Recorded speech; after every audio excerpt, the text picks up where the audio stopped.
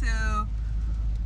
it's been so long since I've been able to say this, y'all. It was a drought. But it is Victory Tuesday. Yes, y'all. I've been starving. Y'all been starving. This team has been starving for a win. But for some reason, it still feels like we lost. Because the vibes just aren't vibing. It's not giving good vibes. Like, it's not giving good vibes right now. Let me know how y'all are feeling, first of all. How are you feeling? Like, I know it was a close win yesterday. It was still a close win. But the reason why I'm feeling so much more positive is because yesterday was a must-win. And the Eagles won the must-win game. That was the only really game where I feel like it was like a 95% of a must-win game. Seattle was of course, one you wanted to win, but it wasn't a must-win. The Eagles still controlled their own destiny, even if we lost to Seattle.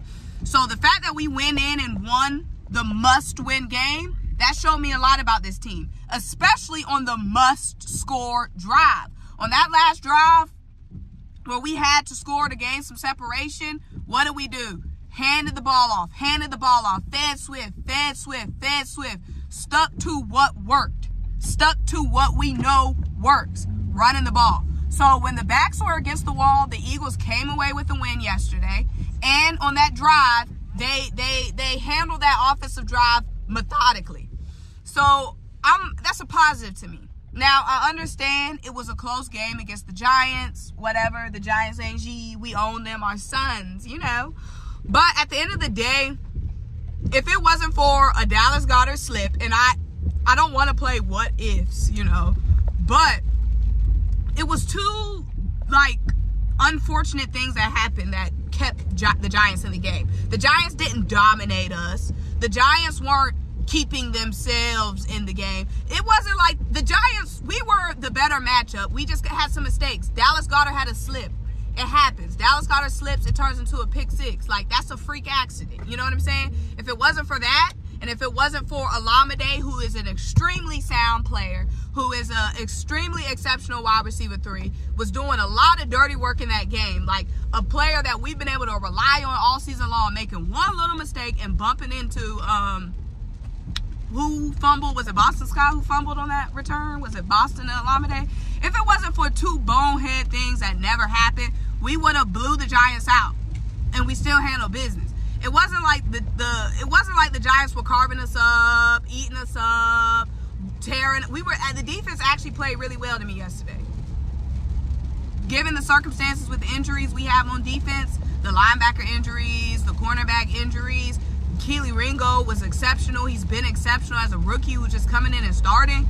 Like, outside of Dallas slipping, which never happens, and them bumping into each other on special teams, that's 14 points that the Giants wouldn't have had. You know what I'm saying? And again, we fed Swift. We ran the ball. Like, I'm happy with the win yesterday. I'm happy with the win. Now, when it comes to A.J. Brown not speaking to the media, I don't care. These guys are competitors. AJ just said 2 days before, AJ gave us a heartfelt message to the fans, a 2-minute long monologue to the fans about how much he loves this game, how much he dedicates to this game, how much he wants to win for us, how much he wants to win for the fans. And he's human. Like, when things don't necessarily like go their way, because of course they weren't happy that the game ended up being close, they get frustrated, just like everybody gets frustrated. So I'm not upset that AJ didn't want to talk to the media. I don't think that has anything to do with his professionalism. And y'all see them blue and red lights. They not coming after us, y'all. We just roll past. Don't worry about me. I'm good. But AJ always talks to the media. After every game, after every practice, AJ is always available. And AJ is someone who 99% of the time, I feel like always has a good attitude to the media. A great attitude. I feel like he's one of the people that always gives the media a long answer, gives them more than they deserve a lot of the times. Like, AJ is someone who I feel like is very gracious with the media. So the fact that he chose one time not to speak to the media, I don't care. I really don't care about that. Now, when it comes to Nick Sirianni and the sidelines, spat, whatever that was on the sidelines, again, did it look bad? Yes. Did the players look annoyed with Nick? Yes. But at the end of the day, when it comes to let's fire Nick Sirianni and all these chants and all that, someone on Twitter asked me yesterday, do I think Nick should be fired? I don't know yet, okay? I don't know yet. People get frustrated with their coaches and players get frustrated with each other all the time. Like, I'm not going to look at, like, we were at our lowest.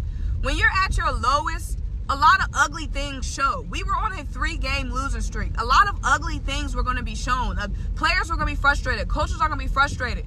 Ugly things come out. So I'm not going to fully judge Nick and Nick's grasp on the locker room based off of their lowest moment, okay? The team was it's still extremely vulnerable right now.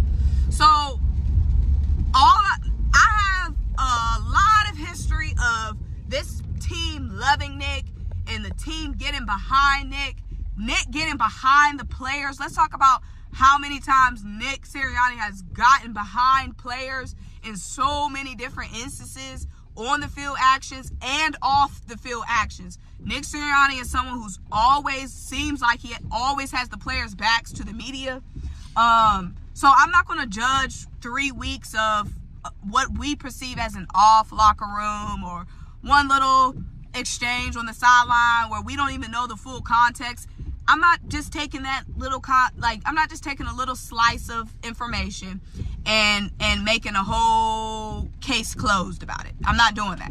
I need more information. As far as I know, Nick Sirianni's had us in the playoffs 3 seasons in a row. He had us in the playoffs before we had the super team. He had us in the playoffs when we had Rager as wide receiver 2.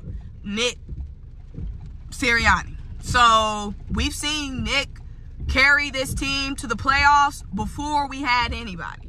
So I can't just say, oh, Nick only wins with talent, because he did it without talent. So all I'm saying is, I don't know. I need to see more information. Things are rough right now, so of course people are going to be frustrated with each other. But at the end of the day, right now, I'm not saying fire Nick Sirianni. I need more information. Okay?